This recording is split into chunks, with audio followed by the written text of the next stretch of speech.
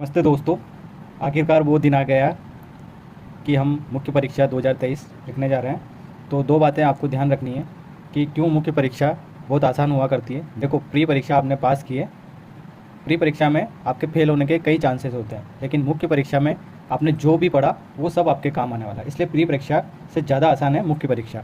बस आपको अपना कॉमन सेंस यूज करना और जो भी आपने पढ़ा है उसका सही इस्तेमाल करना, उसको सही तरीके से लिखना, कीवर्ड्स के साथ लिखना। तो आपको एक तो ये बात ध्यान रखनी है कि आपने प्री परीक्षा पास की है, इसलिए आप डरना नहीं है और अच्छे से लड़ना है, अच्छे से लिखना है। और आपको क्या करना है, आपको लड़ना है। कितने घंटे लड़ना है आपको? 3+3+3+3 मतलब लगभग 12 घंटे और 2 दिन आपको युद्ध के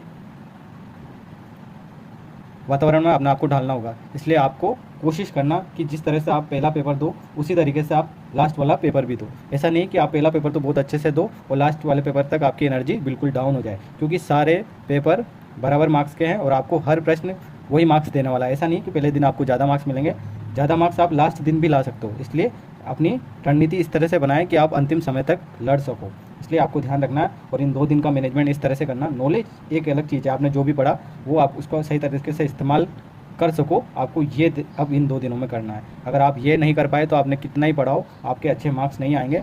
अगर आपको कोई प्रश्न नहीं भी आता है तो भी आप अपने पढ़े हुए अपनी नॉलेज का इस्तेमाल करके उसका आंसर बना सकते हो, आपके मार्क्स आएंगे। इसलिए आपको अपनी जितनी भी नॉलेज है उसको यहाँ पर काम में लेना है। इसलिए मुख्य परीक्षाएं आसान होती है प्री परीक्षाओं से। इसलिए अपने आप को संयमित बना के आपको आंसर लिखने हैं और आंसर जो भी मन में आए ऐसा नहीं लिखना। पहले मन में एक आंसर का फ्रेमवर्क बनाना है, उसके बाद आंसर लिखना और कीवर्ड्स पे विशेष फोकस करना है। कीवर्ड्स से ही मार्क्स आते हैं।